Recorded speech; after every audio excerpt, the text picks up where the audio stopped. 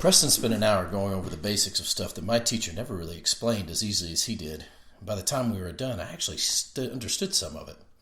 After I got in my car and took the elevator down, I sat in the parking lot for a few minutes. He really was brilliant. Weird, but brilliant. He told me that everything in our existence came down to numbers. I breathed a sigh of relief when I got home. Dad wasn't there. No note on the door, which meant he was still pissed. Well, fine. Let him be pissed. Hope he's at the bar in Lincoln Heights getting wasted enough that he'd stumble in and later and pass out. I flipped on the TV and my phone rang, and it was Mike. "Hey," I said, listening absently to the news in the background. "Stick, what's up? Why the no-show at the game?" I turned the volume down as the news lady rambled on about a carjacking attempt downtown foiled by a good citizen. I focused on Mike. Here it was, the big question. I knew it had been coming, and I knew it would come from Mike. I quit the team. Silence. Then laughter. "Okay, good one. You really sick?" "No." "You didn't wear your jersey to school Friday." "I didn't." "You visited with this guy yesterday?" "Yeah." "They offer you a scholarship?" "Yeah." "Awesome! Damn, I knew you'd get it. In the bag, man." I flipped the TV off. "I didn't take it, Mike. I declined." And there was an awkward silence. "You're serious?" "Yeah." "Why? Coach? Your dad? I mean, what happened?" "Oh, no. I'm just tired of it. Everything. It's just not fun anymore." "Dude, we totally got cream last night. And all because you aren't having fun? Man, what kind of chicken shit answer is that? I mean, everybody relies on you, and you just bail on us." "Is that what you rely on me for, Mike? Winning games?" He ignored the question. "Don't do this, Stick. We need you. We'll lose any chance at the championship if you quit." "I guess so, then." "You guess what? That you're screwing us over?" His voice rose. "That you're being a selfish prick? So the only reason we're friends is so you can win, Mike?" I waited for an answer, but the only thing I got was deadline. I stared at the TV, phone in my hand, my insides empty. Everything screamed to me I was being selfish. Everybody needed me. Coach, my dad, Mike, the team. But why did they need me? For their own selfish reasons? Did they really want me to play because they gave a crap about me? Or did they want me to play because I could get them something? Just as much as I was screaming at myself for being so selfish, I knew the resounding answer was they wanted me for themselves, for the game, for the win, for the trophies, and for the championship. Bragging rights. It's bullshit.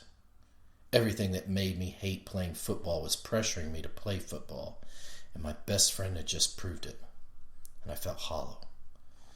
I stood and walked to the kitchen and opened the fridge. I grabbed a bottle of Coors Light and twisted off the cap, and I took a long swig. Screw it. I'd had 4 beers in my life, and as far as I was concerned, I could have one now. No doubt my dad was huddled at the bar with Coach or his buddies talking about how they could bring me back into the fold. Gets me back straight. Preston was right. It was none of their business, and I knew the answers because I was standing in my kitchen drinking a beer alone. Everybody else was worried about themselves, and it was time for me to do just that. Worry about myself. I tanked the beer, threw the empty in the trash, and grabbed another. I walked back to the living room. I felt the buzz, light and heady, and sat. Maybe my dad had the right idea after all. I looked at my phone, one text message, and I flipped it open. Killinger. And it read, "Heard you quit. You set me up. See you tomorrow for sure." I downed half the bottle, remembering what I'd said to Killinger in the hall Friday. With the beer skimming over my brain, I laughed. "Fine, Lance, bring it on." I texted, "Thought you could nail a dime at 40 yards. And I flipped my phone shut and drank the rest of the beer. I went back to the kitchen and ditched the bottle and grabbed another, which I downed before grabbing yet another. My phone buzzed and I flipped it over. "Killinger, you're going to pay for that." I laughed. "Fuck you," I texted, feeling giddy. Stick Patterson didn't like to say things like that. Stick Patterson did what he was told. He worked. He worked harder, and he took it. He toed the line, followed the rules, and did what his daddy said to him. For the team. My dad's mantra. I looked at the full beer. Drink it because it doesn't matter. Drink it because nobody can tell you not to. I held the bottle up, toasting my dad. You want me to be you, Dad? Well, here's to me being you, I said, and then swilled it down, and my eyes watering, my stomach revolting, and my mind swimming. I gagged, then opened another and drank. I stumbled into the living room and looked at the picture on the mantel. My mother. She died having me. When I was 10 years old, I realized I had caused her death. When I asked my dad, he told me that she'd have done whatever it took to bring me into this world, and she loved me. She was pretty. An angel, really. Dad told me she held me, and she kissed me before they had to take me away. I was premature. I didn't think about her often, but sometimes I talked to her when things were bad, when the world closed in and I felt like I had nobody. I wonder what she'd say if she was here now. What? Would she tell me to play? Would she tell me I was being selfish? I stared at the picture. What should I do? I stood at the mantel, my insides twisted, mind reeling, and eyes blurry. Why aren't you here? Why can't you be here? Silence. Nothing. No answers. There were never any answers. Chapter 13. Wake up. I opened my eyes. My mouth was dry as cotton. My head was pounding. The world spun, and I blinked, looking around. My stomach turned. Empty beer bottles. Me on the living room floor, and my dad glaring down at me. Get up. A strong hand on my arm pulling me. I said, get up. He yanked, wrapping his arms around me and dragging me across the floor to my room. His voice was rough. You don't drink in my house, you stupid fuck. I tried to focus, shaking the spins away. My words came slow, and it was hard to form them. Only you can do that, right? Well, I'm you. Good job, Dad. He slung me on my bed, and I closed my eyes. I smelled beer on his breath, and he leaned over me. You're lucky I don't beat it out of you, he said, and the next thing I heard was my bedroom door slam shut. I woke up to my alarm. Pain.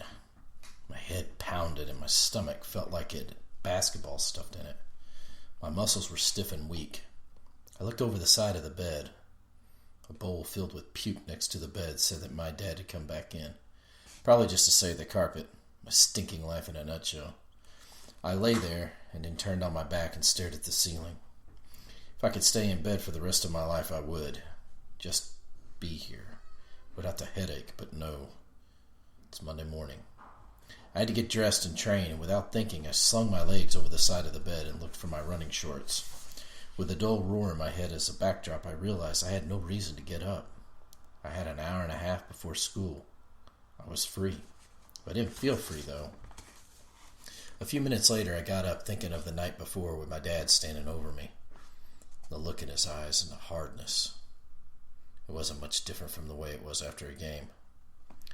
I could catch for 1,000 yards, and the only thing he'd have to say was that I could have done better.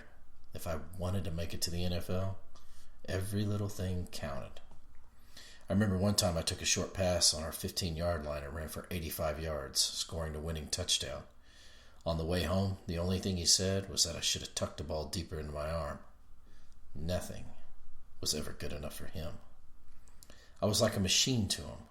Tighten a bolt here, bang a hammer there, and it would work better.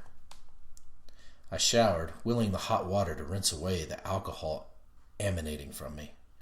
When I came out, he was in the kitchen reading the sports section of the paper. I opened the fridge and grabbed a milk. I looked at it and my stomach turned. I put it back and opened a cupboard and poured 4 ibuprofen from the bottle. He turned the page of the paper. I do not know what your problem is, son, but I'm not going to watch you let your future slip away. I ran the tap and filled the glass and swallowed the pills. Or what? He stopped reading and then set the paper down, staring at me. I rinsed the glass and put it back in the cupboard. I shook my head. It was useless. I'm going to be late, I said, even though I was half an hour early. I walked to the front door and picked up my bag and went to grab my keys, but they were gone. I looked under the stack of mail and then searched the floor. My dad came to the living room entry. I took your keys. Why? Because you don't deserve them. I clenched my teeth, my head pounding. I paid for that car. It's mine. You want to talk about money, Brett? How much have I spent on your training, your camps? You know how much it costs to send you over to Seattle every summer? It's money we don't have, but you get it. You get it all, and now you want to throw it all away. It hit me right then and that no matter how much somebody said they wanted something for you, there was always something they wanted from you.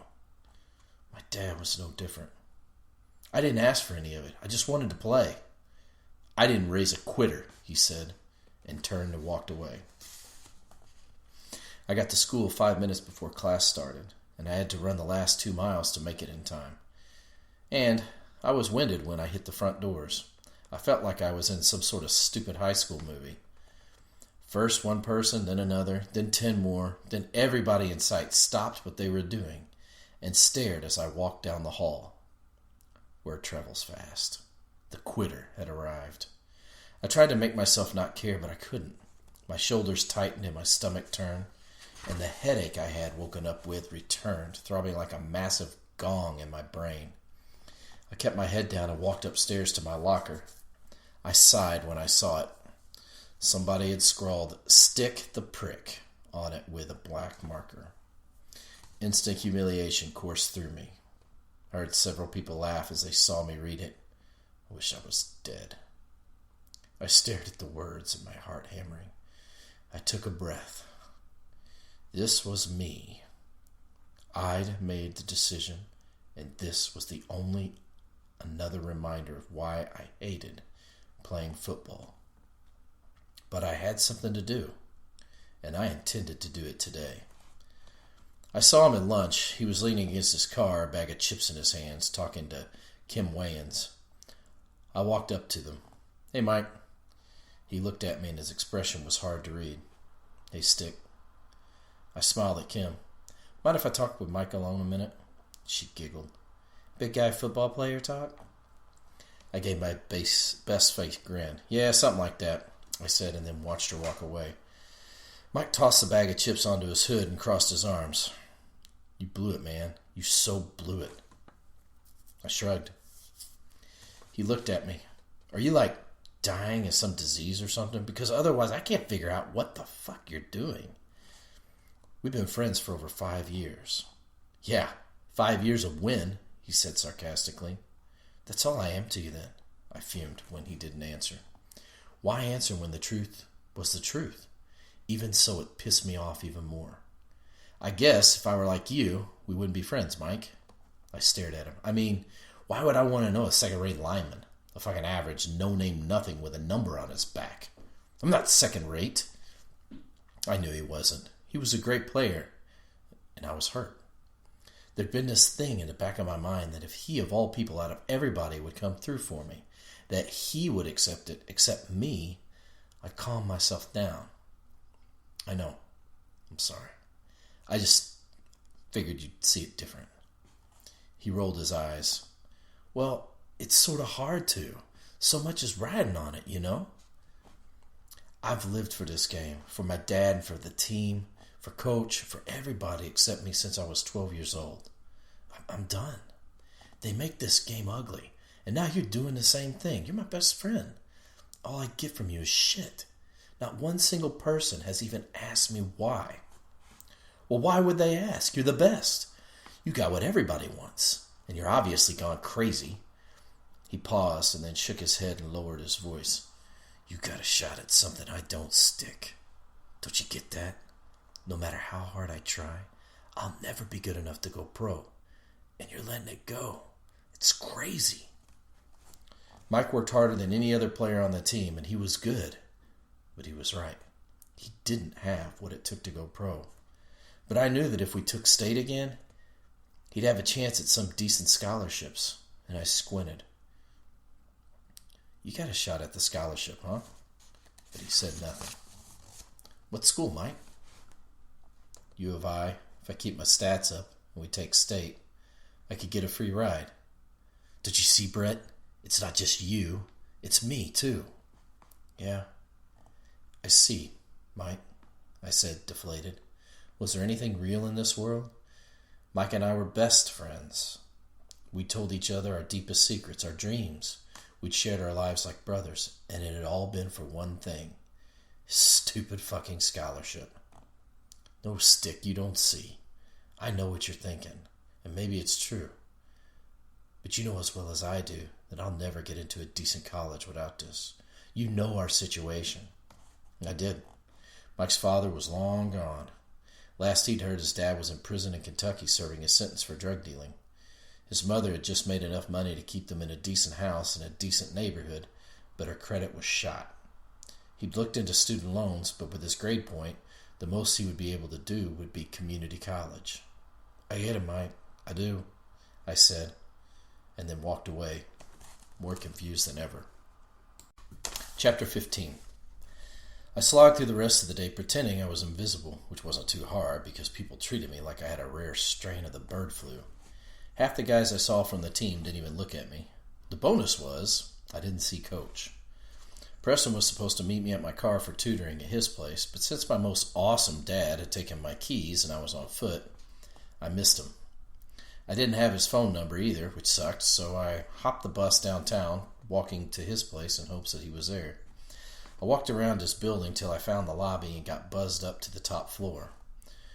When the doors opened, I found myself in a small waiting area with 2 chairs. I knocked on the door to the apartment, and a few seconds later a man answered, and he blinked, wondering who it was since Preston's dad was gone. Hi, is Preston home? The man, dressed in a suit with his tie loose, stared at me.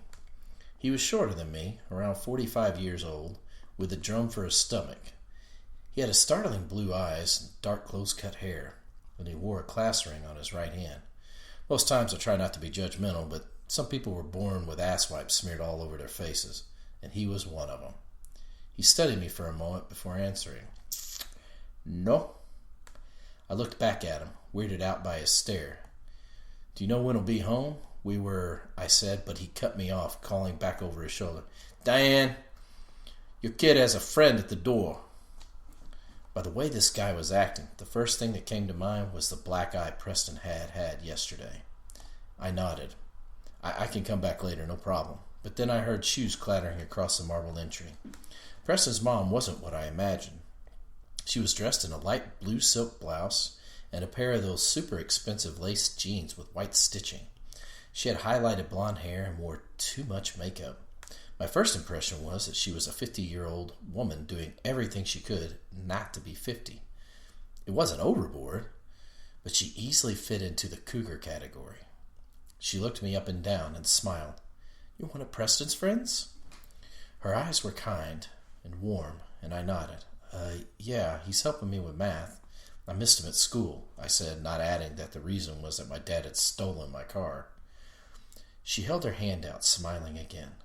Well, I'm Diane, Preston's mother, and you are? I began and then stopped. Brett Patterson. The man's eyes widened. Stick Patterson? Of the Saxons? And I said, yeah. He smiled, and his face opened up like a jack-o'-lantern. Well, damn, come on in. I didn't figure that kid had a friend in the entire world. Now I got the best receiver in the state standing here. Diane looked down and wiped her hands on her jeans, and she took a breath. Yes, Brett, please come in. It's nice to meet one of Preston's friends. I followed them into the living room, and Preston's mom showed me to the leather love seat. The man sat across from me in the matching leather recliner, and he slapped the arm, shaking his head. Stick Patterson, he said again, grinning. You know, I went to Hamilton years ago. Played ball, too. Great school. Best in the city. By the way, my name's Tom Clarkston. I'm an attorney. And he winked at me. If you ever need anything, you just call me up. Preston's mom offered me a glass of water, which I accepted. Thank you. I wondered how many ambulances Tom had chased in his career. Preston's mom sat on the other couch. So how long have you and Preston known each other?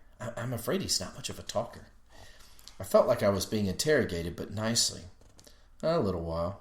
We met in the guidance office. I'm horrible at math, and he's really smart. Actually, like a genius or something. Tom crossed his ankle over his knee, fiddling with the leather tassel on his shoe. So Stick, tell me about the season. Looks like you'll be able to nab the title again. It's a great team, great team. Even read you might have some scholarships coming your way. He nodded like he was going to endow me with some sort of old guy wisdom. And of course, he did. You must be picky, huh? To be the best, you got to go with the best. Definitely stay West Coast, though, he said, then leaned over and patted Preston's mom's knee. Better looking women, you know? I drank the water, remembering that Preston and his mother came from Chicago. Thanks, I said, and then looked at Preston's mom. You don't know where Preston is then? Tom straightened his neck, glancing at Diane with a glint in his eye. Didn't he say something about playing with his little comic book things? He grinned at me. Hey, Stick, you still play with dolls? Diane cleared her throat. Tom, please. He nodded. Fine, Diane. You know how I feel about it. It's just not normal. What is he, 15? And he still pretends? Hell, I was working at a burger joint, smashing offensive linemen into the turf when I was his age. He winked again and smug, self-satisfied. Defensive lineman. I was the guy going after your quarterback. I wondered what it would be like to hook a car battery to his testicles and pull the switch. And I could easily imagine that Preston hated his guts. Yeah, I've heard that's what defensive linemen do. You know, I got $1,000 on the Saxons winning this week. Pretty big money, huh? Hey, that's awesome, sir. I gave him a nod. In fact, if I were you, I'd put $2,000 on it. He slapped the arm of the recliner again. That's what I like, confidence. I'm going to do just that. I turned to Preston's mom. I better get going. Could you tell Preston I stopped by? And she stood smiling at me. Yes, and it's nice meeting you, Brett. Maybe we could have you over for dinner sometime. Sure, that sounds great. And I walked to the door. Tom called out from the living room. You take care of those hands, boy. They're golden. My dad was sitting in one of the chairs on our front porch when I got home, and it was a bit after 5. A half-empty beer sat on the little table next to him, and he held a football in his hands. I walked up the steps. Hey. He stared at the lawn. You said you miss playing catch? Like we used to? Yeah. He stood and tossed me the ball. Well, come on, let's play. It took a second for me to register that he was serious, but when I did, I brightened. And he listened. Finally. I set my backpack down and we spread out on the grass just like we used to. You start close to warm up, then move back further and further. He lobbed the ball to me, stretching his arm. How was school? I threw it back. Weird. He took a step back, throwing me a wobbly spiral. Yeah, figured it would be. I caught it, the skin of the ball warm in my hands. We'd do this after school all the time before things got serious. Just him and me, throwing and catching and talking. I threw. Yeah. He caught the ball and spun it in his hands. You see, Coach? No. He threw, this time harder, a true spiral. The ball felt good in my hands, and suddenly a twinge of remorse coursed through me. I loved football. I don't know if I want to see him, and I took a step back throwing. He caught it. I know. It's hard to face people when you're ashamed, he said, and then threw. I felt the grain of leather and gripped the ball tighter. I'm not ashamed, Dad. I'm like a black sheep at school now anyway, so it doesn't matter. It's done. And I threw him a lollipop pass. He caught it and took a step forward. What's your plan now? Graduate? Get a job? He said, unwinding and throwing me a nail. The ball hit my hands just like it should, the shock running up my forearms. I don't know. Probably. Maybe I can enroll in community college. I've always liked art, you know. Remember that gallery downtown I used to go to? I said before taking a step back and throwing, and he caught the ball. So, you dropped every plan you've had since you were 12 years old, and you don't know what you're going to do. He took another step forward, preparing to throw. Is that smart? He really unwound this time, giving me a bullet from 10 yards away. I clenched my teeth and threw the ball back. He threw it back harder than before, and his eyes were flat, his expression stone-faced. "You having a good time, Brett? Is this fun?" I caught it. "Yeah, Dad, great time." And I jetted the ball to him, and it hit his chest as he caught it. He took a stance, the ball in his hands, up by his ear. "You might want to get that job first because," he said, and then he unleashed another bullet at me. "I'm not paying for a single thing you do from now on." I caught the ball easily, but it was way too hard for how close we were. I realized we weren't playing catch. Not the way I thought we were. "I didn't ask, did I?" I said, throwing him the ball, and he caught it, glowering, his eyes intense. "This is what it's about, right? Just having some fun? Everything should be fun," he said, and then put everything in it that he had, and the ball flashed toward my head. They ain't called me Stick for nothing, I thought, laughing to myself as the ball slapped into my hands. I looked at him at the other side of the yard and knew things had changed between us. But I was pissed. I felt like screaming my lungs out at him or crumpling to the ground in a heap of tears. I took a breath, staring at the grass at my feet and feeling like I was trapped. Fine. He wanted it. He'd get it. I lifted my chin, staring at him. "That all you got, Dad? You might be a washed-up football player, but I didn't think you were washed out," I said, and tossed him the ball underhanded. He stood there, his chest heaving. I'd never seen the look in his eyes before. "You watch your mouth, Brett. You watch it." "What? You don't like the truth? Couldn't hack it, could you? You never could be what you wanted, so you tried to make me be it. Well, you know what? I am better than you, and I'm not going to spend my life drinking myself to sleep every night because I have a life I hate." The ball flew from his hand like a bolt of lightning, just like I knew it would. I didn't raise my hands, just stood there staring at him. The ball slammed into my chest like a torpedo, and the air exploded from my lungs. Pain shattered through me, but I stood there, my eyes never leaving his and my arms down.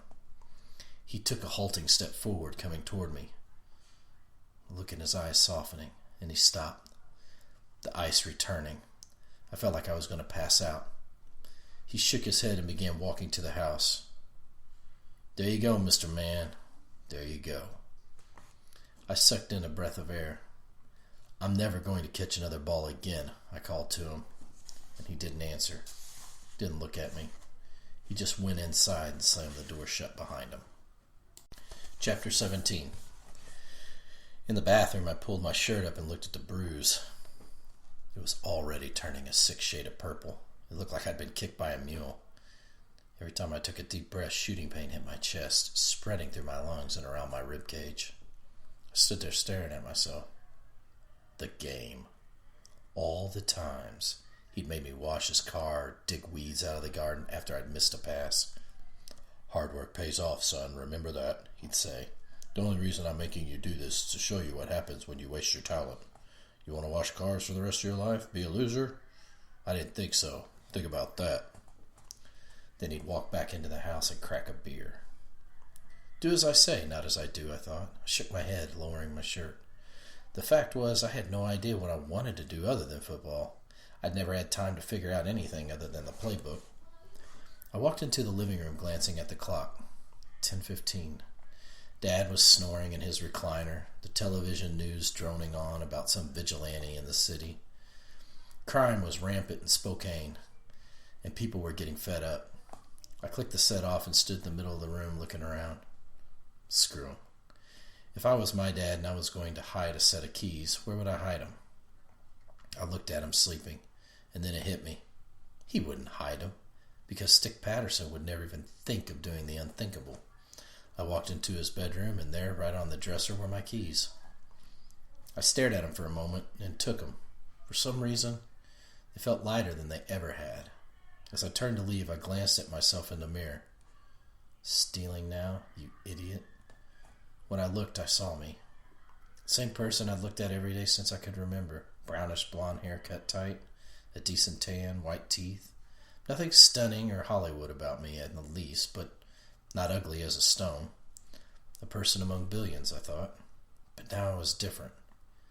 Stick Patterson. didn't exist anymore. Brett Patterson did. And he was stealing his own car. I drove to drive, hitting the Palos Highway and winding my way through the midnight wheat fields on the outskirts of town. It felt good to be going, even if I had nowhere to go. An hour later, I drove from the valley and entered the downtown core, aimlessly circling around among the one-way streets. I passed the bus station, noticed a few guys standing outside under the streetlights, smoking and talking. They all stared as I passed. The core was almost a ghost town this late on a weekend, and I headed west before turning right onto Monroe Street Bridge. As my lights cut through the river mist that was flowing over the concrete railing, with the water below roiling over the falls, I saw a figure up ahead, and I slowed as I neared. He stood on the ledge, the river rushing 150 feet below. A strong breeze would take him over. A jumper. Suicide. He wore a hoodie, had a small backpack on, and held his arms out like wings. As I passed, he turned his head toward me. Preston. I hit the brakes, put the car in park, and got out in the middle of the street. He stared at me, his face shadowed by the hood over his head, reminding me of death. I shut the door. What are you doing? Standing on the 6-inch wide barrier, he pointed. You turn your hazards on. People don't expect cars to be stopped in the middle of the lane. His mom's boyfriend, who I was almost sure had given him the black eye, flashed through my mind. Don't jump, Preston, please. Don't jump where? Off the bridge. Don't. Just get down. Mist coiled around his feet in the darkness, and he lowered his arms. Why would I jump off the bridge? I don't know, but don't do it, I said, my mind scrambling for the right words. Nothing could be that bad. Come on, man, just get down. You think I want to kill myself? Well, you're standing on the railing of a bridge like you want to jump. If I wanted to kill myself, I wouldn't be talking to you. I'd be jumping. Well, then, why are you... I began, and he cut me off. You never do anything dangerous, do you? Well, if you mean like standing on the railing of a bridge, no, I don't. He looked down at his feet and started walking, slowly placing one foot in front of the other, like a tightrope walker. Most people never do. You get a thrill from it, then? I said, walking beside him. He ignored me. I'm not talking about standing on the rail, Brett. I'm talking about life. Most people do the same thing every day, but they don't do it because they like it. They do it because they're afraid to do anything else. It's dangerous. Maybe. He stopped walking and then hopped down the ledge. You hungry? What? Food. Eat. Hungry. Are you? 20 minutes later, we were sitting in a parking lot of a Taco Bell, chowing down on burritos from an all-night drive-thru. I took a swig of Mountain Dew. Why were you up there? I asked. He took a bite, chewed slowly, swallowed, wiped his mouth with a napkin, and folded it neatly in his lap. I always thought that fear was a good reason not to do something. It's not, though. Usually it's the opposite. You like being afraid of the dark? And he looked at me. I'm not talking about irrational fear. I'm talking about real fear. Well, what's real fear, then? I noticed a deep scratch above his eyebrow. His black eye had turned purple, and he took a sip of soda. Why didn't you do anything when your friends egged me? 'Cause I'm an idiot. He shook his head. You're afraid of what would happen to you in your life and where you fit into it if you did something to stop what was wrong. We're conditioned to be afraid to stand alone. He smirked. Contrary to what you might think about me and my pitiful and lonely life, Brett, I believe most people are good. They're just afraid to do what they know is right. Your dad must have been really cool, huh? Yeah. Why you say that? Because he must have taught you that. Silence followed almost a full minute as we sat in the dark. His voice came soft and low. Have you ever hated something so much you'd do anything to get rid of it? That you'd kill it if you could? I bit my lip, furrowing my brow. Tom, the boyfriend, came to mind, and I wondered if Preston was talking about him. What are you saying, Preston?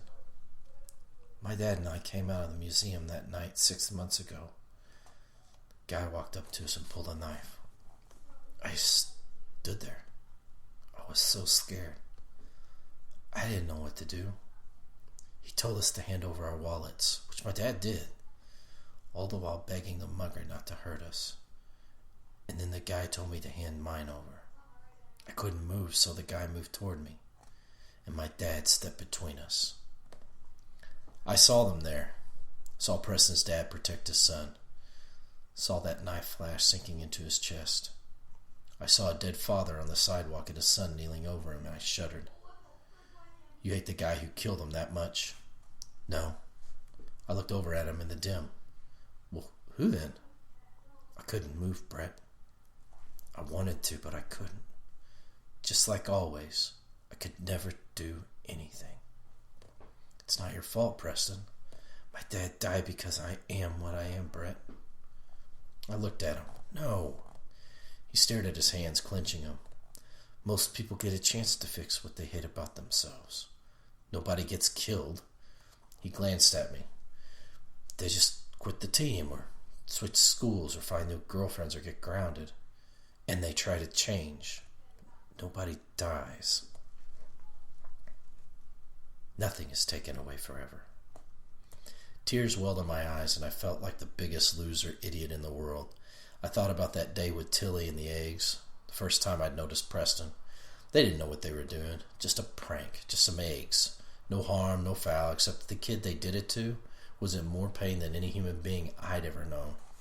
The world had taken a shit on him, and the clouds just kept gathering, raining and raining in a torrential downpour of crap.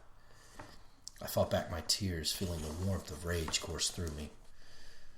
You can't do that to yourself, Preston. It's not your fault. He folded the rest of his burrito up neatly, placed it in the plastic bag our food came in, and held it out to me. You want the rest? I'd better go. I took it, studying his face, and he opened the door, got out, and walked away. And as I watched him go, my appetite disappeared with him. Chapter 18. When I got home, my dad was still snoring in the living room. I looked at the keys in my hand, trying to decide what I should do with them. Fear. Fear to do the right thing. I realized then that I was petrified of my father. And then I thought of Preston, and with a twinge of guilt, I realized I was jealous of his relationship with his father, even if he was dead. I went to bed, and I decided right then I wouldn't steal from myself anymore. Chapter 19. I left early before he woke up and drove to school. Word was finally all the way out that I'd quit. No, I hadn't just quit. I'd ruined the team. I was single-handedly responsible for life on the planet ending. 3 guys told me Killinger was going to kick my ass at some point. I took it for what it was. Serious. After school, I walked across the grounds towards the gym, the longest walk of my life, and I carried my helmet under one arm, my uniform under the other, and my heart in my throat. I'd waited in my car thinking about it for a good couple of hours, turning in the red and white uniform I knew was the last and final straw. There'd be no going back. As I got closer to the doors, Lance Killinger and Tilly Peterson came out. My stomach shriveled. They both stopped when they saw me. There were no smiles. I kept walking, my eyes straight ahead, my chin up.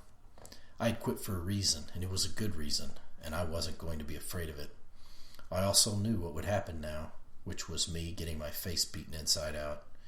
I kept my eyes straight forward, and as I passed him, Killinger sidestepped, shoulder-checking me into Tilly. When I hit Tilly, he shoved me back in the only way Tilly knew how, hard. My ass hit the ground, my helmet skittering away as I braced against the fall. Both guys stood over me in deserted courtyard.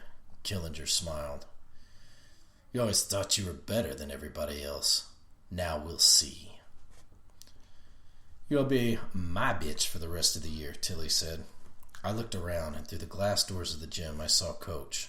He was standing there watching. He did nothing. I reached for my helmet, and Killinger kicked my hand away. You don't deserve it, man. You don't deserve those colors. He ripped the uniform from me and held it up. Number 7, the Great Stick Patterson, he said, and then spit on it. And Tilly laughed. The next thing I knew, a slender arm reached down from over my shoulder. I turned my head, and Preston bent next to me, offering his hand. Tilly and Killinger stared at the kid like he was insane. They'd been on 10 on me and hadn't seen him walk around the corner. I shook my head. No, Go. One person getting his ass kicked was always better than two, and at least I could fight back. Killinger laughed.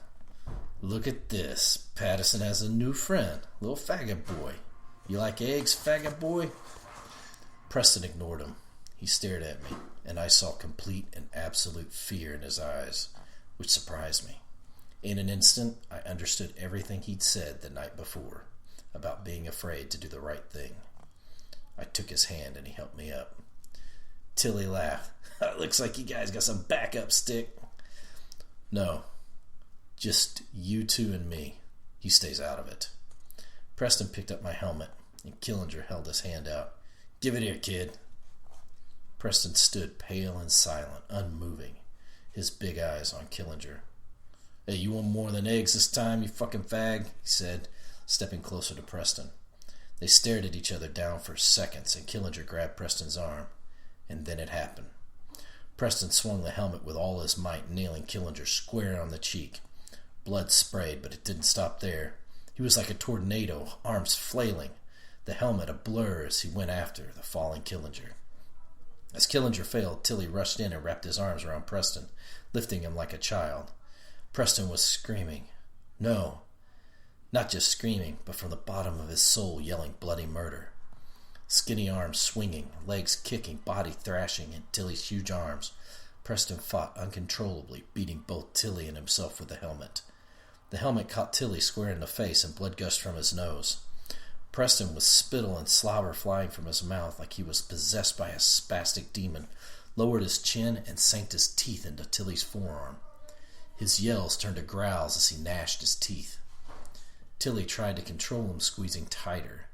But Preston was an animal, gnawing on his arm, hitting and kicking even harder. Tilly let out a painful grunt, lifted him higher, and body slammed him to the ground. It all happened so fast I couldn't do anything, and I blinked when Preston's body hit the concrete. I heard the hollow thud when his skull hit it. This didn't happen. People didn't do this. I'd never seen a situation so out of control. The screaming stopped with the impact, and Preston lay still.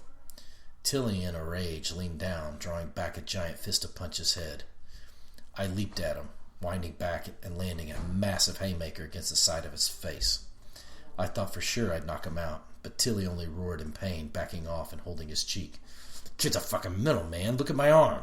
He gaped, holding it up and watching the blood stream down.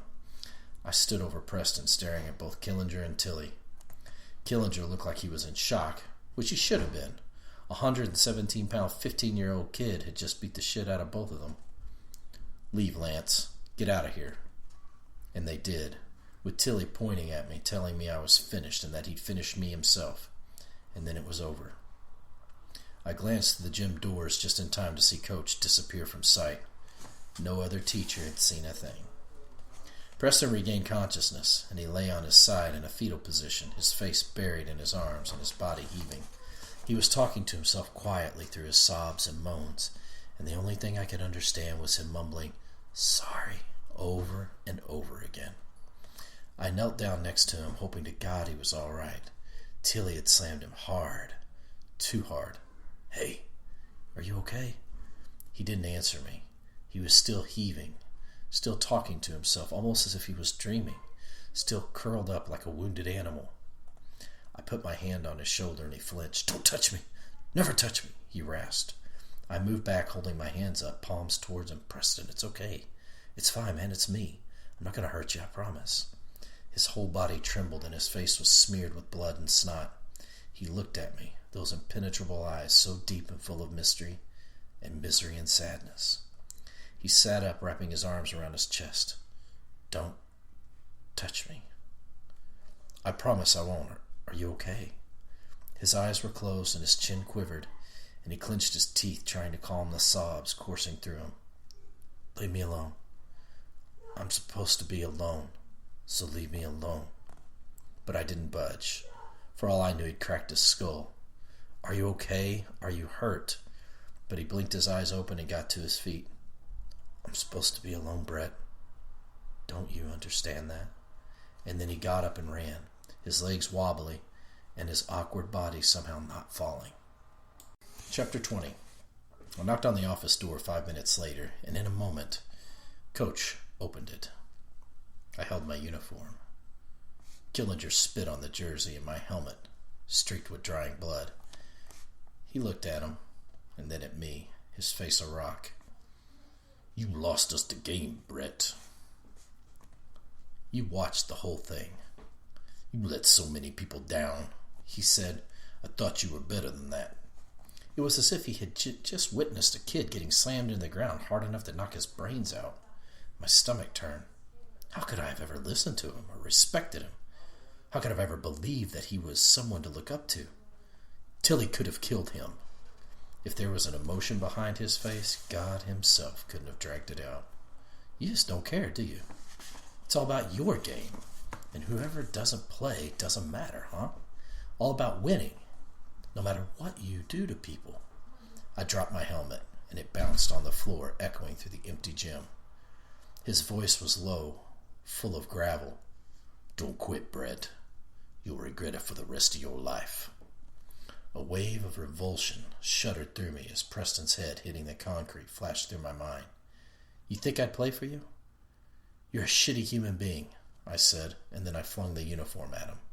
He flinched, raising his hands to catch it. I glared at him. "You suck. You know what?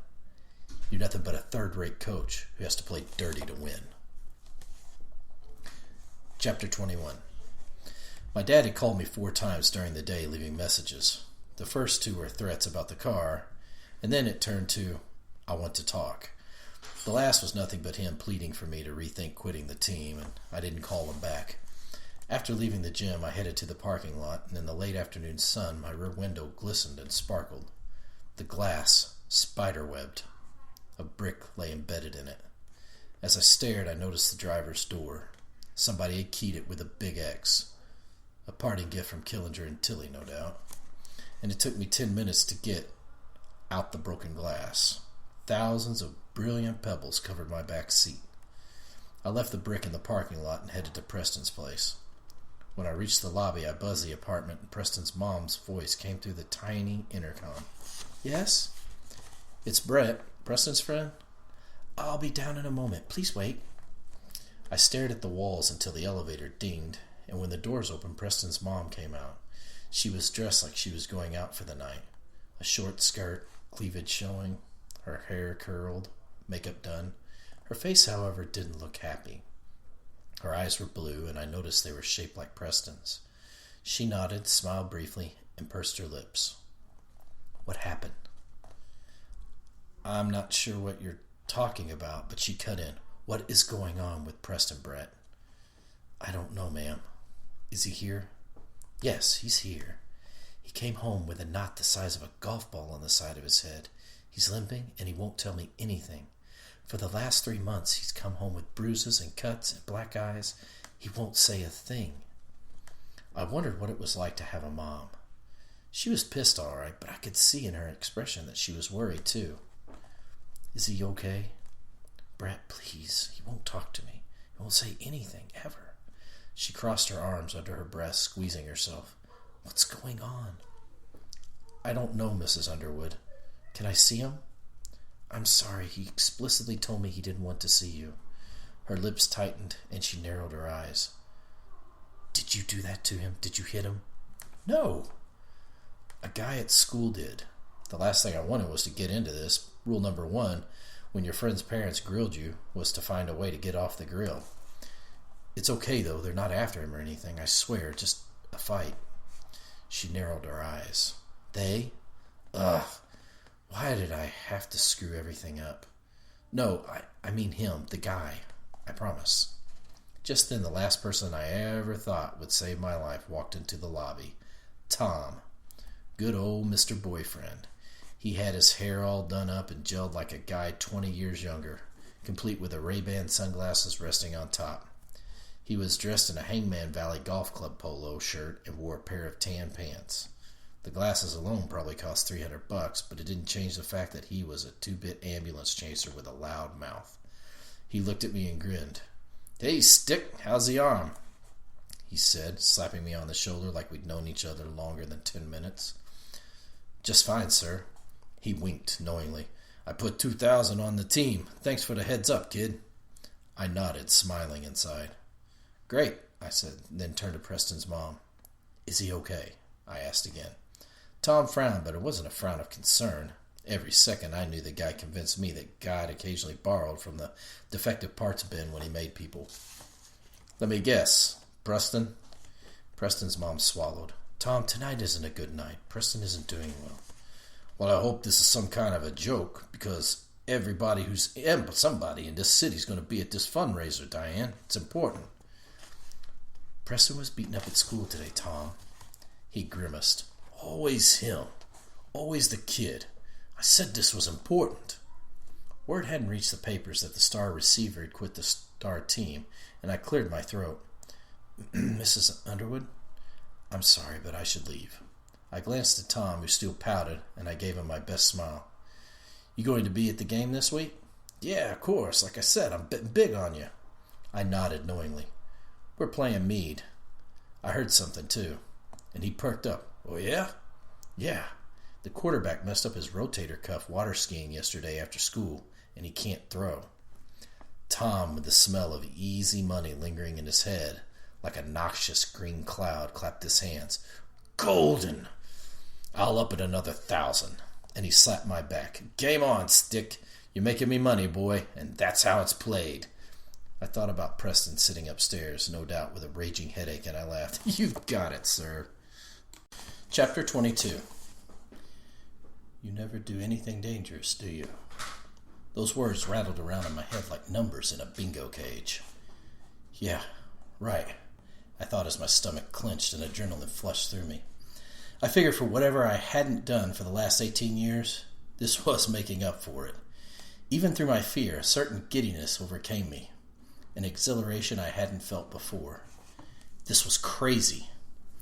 After leaving Preston's mom and her boyfriend arguing in the lobby, I sat in the parking lot, staring at the gigantic building.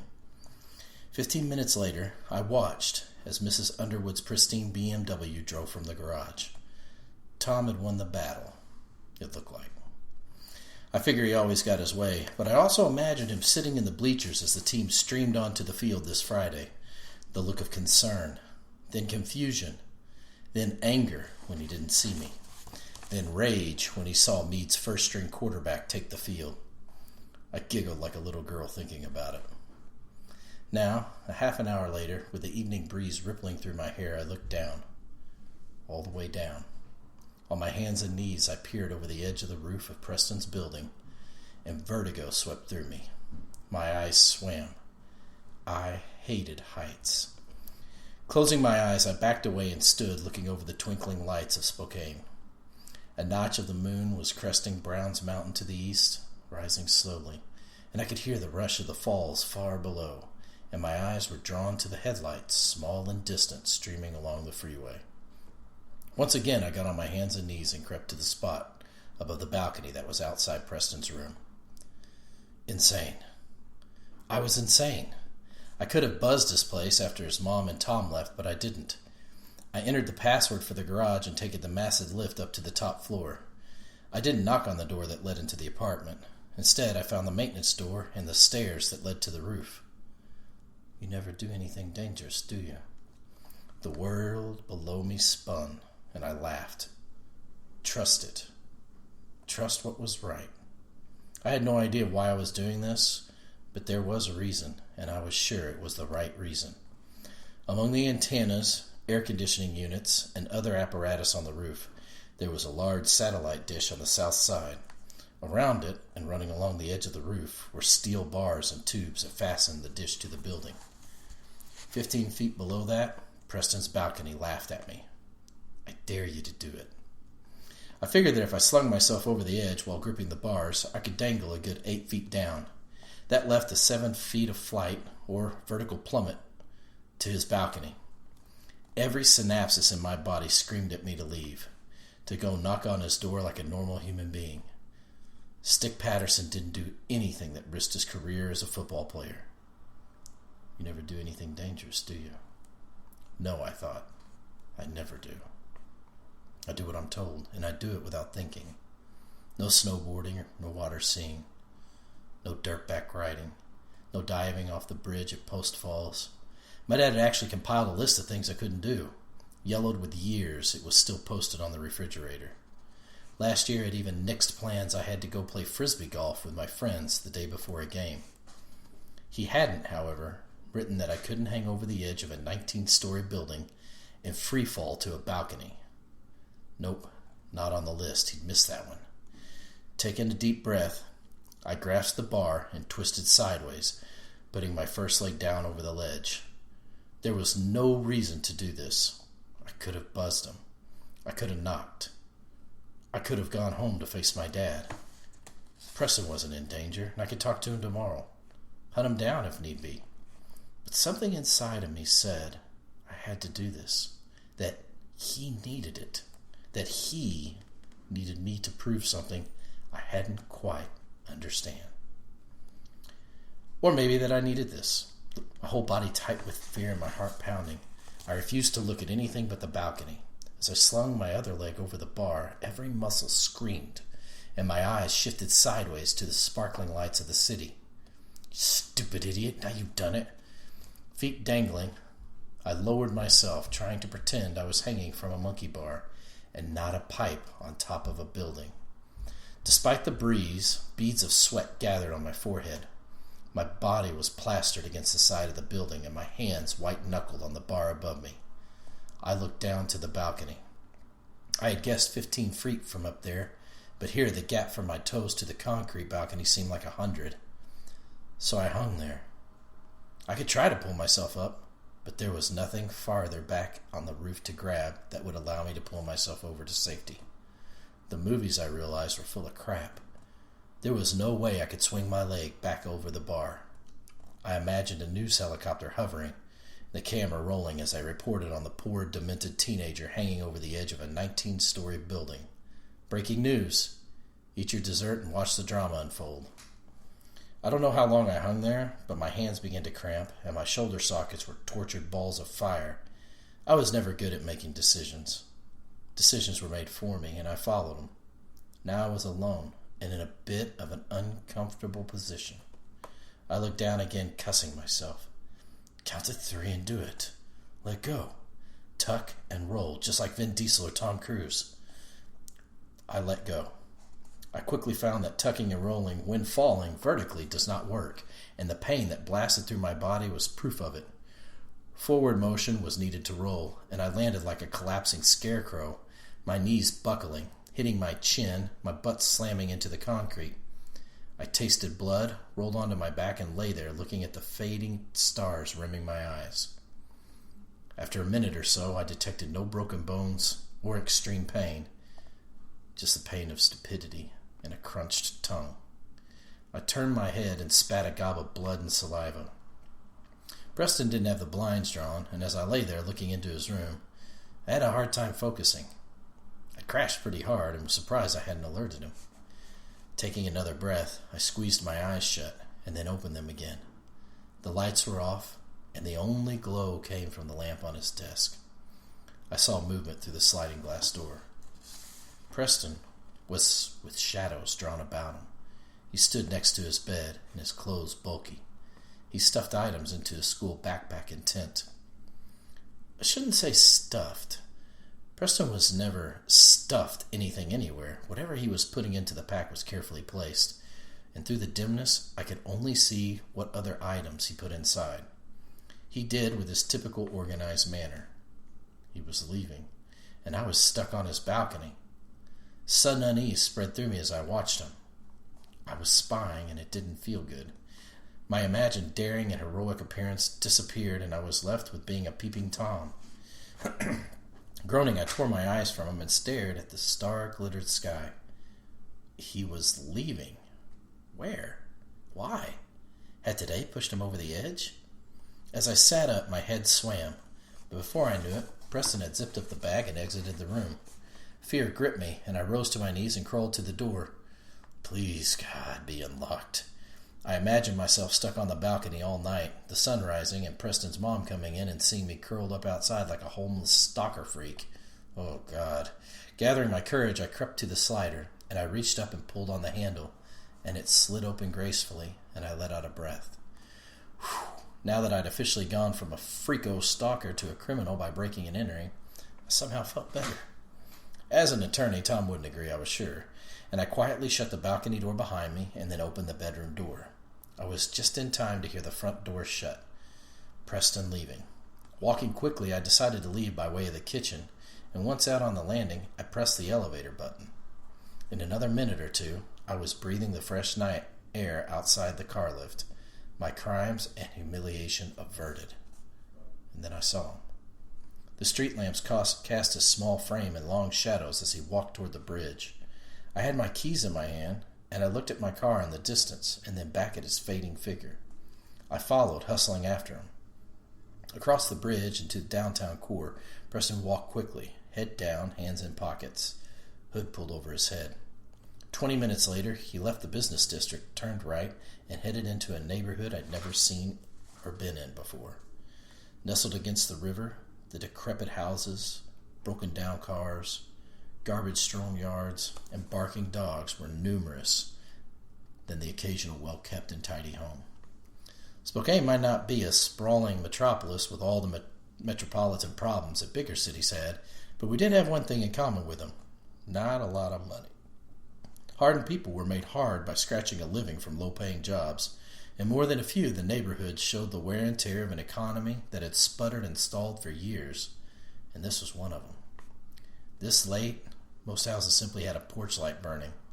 Some had nothing at all, just black shapes in the night. Streetlights were few and far between, and I had a hard time following Preston.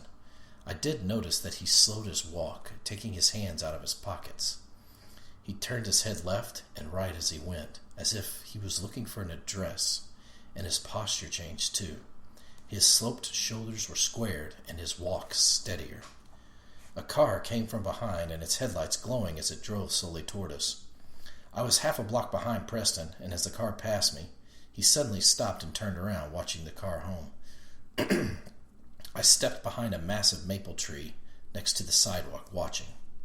The car sped up and drove by, under the pressure of Preston's attention, and as it rounded the corner, Preston broke into a jog, following it. I, in turn, followed, pacing him. Slowing as he rounded the corner 2 blocks up, I saw the taillights of the car disappear once again. But Preston kept jogging, then abruptly stopped. I realized the car hadn't turned a corner. They turned their headlights off and were driving slowly toward a car parked on the side of the street. I couldn't help but wonder what Preston was doing. A drug deal? Trafficking in stolen stuff? Meeting with an assassin to kill Tom, who I was sure had given him the black eye? I didn't know. Couldn't know with him. Preston was a mystery at every turn, and I watched him carefully as I crept closer. But as I did, I saw the car had stopped and the doors opened. 3 figures got out and walked toward the parked car, and my skin tingled. Eyes back on Preston, it looked like he was taking his clothes off. I blinked, confused, and the next thing I knew, he was running, straight toward the car. From half a block away, he ran right at them, angling across the street at a sprint. I caught a flash of silver glinting on him as he did, and I saw a flowing shadow waving behind him, and as he passed one of the few street lights, I gaped. Preston wasn't Preston. Black tights with silver lightning bolts staggered from hip to ankle. A silver cape edged with jagged black streamed behind him. A black plastic motorcycle chest plate ribbed with the same silver lightning bolts. Elbow protectors, a utility belt, black leather gloves, and last but not least, a silver mask covering his eyes. A superhero. Preston Underwood thought he was a superhero. In any other place or time, I would have started laughing uncontrollably, watching him sprint awkwardly down the street, his knobby knees knocking and his arms pumping, his cape waving. I would have thought it the funniest thing in the world. But not here. Not now. Not when the full realization of what he was doing slammed into me as hard as a football my dad had drilled into my chest. You never do anything dangerous, do you? My breath left me just as I heard the muffled sound of the men breaking the car window. Preston kept on, running closer to them, intent on breaking into the car. The 3 men hadn't noticed him charging. I swallowed back a scream, watching in horror as he reached his targets. He stopped, and just like in every movie I'd ever seen, he faced them, hands on hips. I couldn't hear what he was saying, but I did, however, hear them laugh, and they walked toward him. Just as the first man shoved Preston, I ran. I ran harder and faster than I had ever on the field, faster than with any football tucked in my arm heading toward a championship. I ran with my teeth clenched, fear in my heart, and tears gathering in my eyes, and panic coursing through every fiber of my body. When Preston slammed into the ground, I lowered my shoulder and hit the first guy harder than Tilly had ever pounded an offensive lineman into the turf. I felt the air leave him, heard his teeth crunch together, and saw his feet leave the ground, and heard his ribs snapping. The guy flew backwards, then skidded across the pavement. My momentum carried me on top of him, and his head snapped back and hit the pavement, and he went out like a light. I stared into his slack face, wondering for an instant if I'd killed him, and then I heard a scream, and it wasn't Preston. I twisted, turning to look back, and there was Preston, sitting on his butt, calmly spraying a canister of pepper spray into the face of the second man. The guy sprang away, writhing, clawing at his burning eyes, screaming bloody murder as he inhaled the fire. With the canister empty and the third guy coming at him, Preston scrambled at his belt, fumbling for something. "Stop!" I heard the word coming from my throat, a bellow more than a scream before I knew I'd said it. The man did stop, and he looked at me. He was big, bigger than me, around 20 or so, and he had a scraggly goatee and wore a Harley-Davidson shirt. His eyes were dark discs in the shadows cast by the streetlight. He glanced at his buddies, one still writhing on the ground, slobbering pepper spray and mucus, and the other laid out cold on the concrete. Anger replaced my fear, and just like the lightning bolts running down Preston's costume, it struck me. I stomped toward him, fist balled, ready to take the beating Preston had taken from me. The guy blinked, looking from me to Preston, who sat calmly staring at him. The man shook his head. "You crazy," and he ran. The pepper-sprayed man groveled on the ground, rubbing his eyes, and Preston frowned at me. "What are you doing here, Brett?" I walked over to him, reaching down, offering my hand in the semi-darkness. The stars still glimmered, the rage faded, and the street was quiet, and I looked into his masked eyes. "I guess I'm helping a superhero."